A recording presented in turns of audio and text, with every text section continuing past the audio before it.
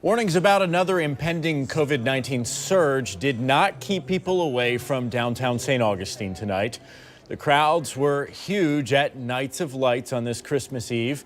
This is video from the ground as our camera tried to navigate through a sea of people. There was also bumper-to-bumper traffic as drivers tried to find parking.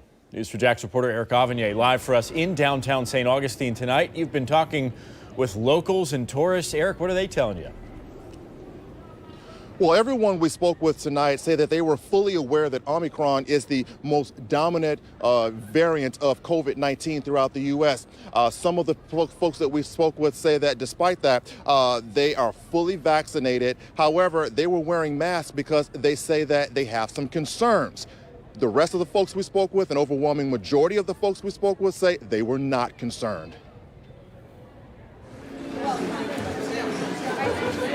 To say this year's Night of Lights on Christmas Eve was a crowded event is an understatement. Right before sunset, we met Haifa Rekup and her family waiting in a long line to get into church. Usually it's like this every year.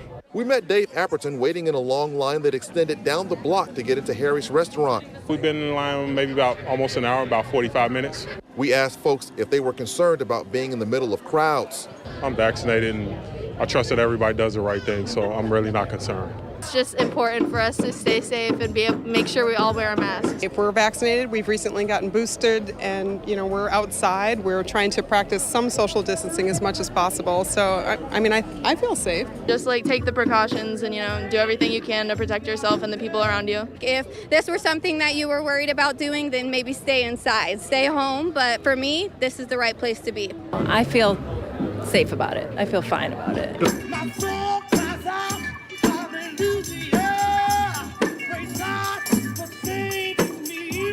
Not far from where this woman was performing in front of a small crowd, we met a Jacksonville man who says he's not concerned because he puts his faith in a higher power. My faith in the Creator outweighs all of my fears. Most of the people we spoke with tonight say it was important for them to get out here with their families to enjoy all of this despite the threat of the Omicron variant. It's just amazing, I think, to be able to be out in public and see this many people. I don't want to necessarily just sit inside and let these memories go to waste. So here I am. We're enjoying this.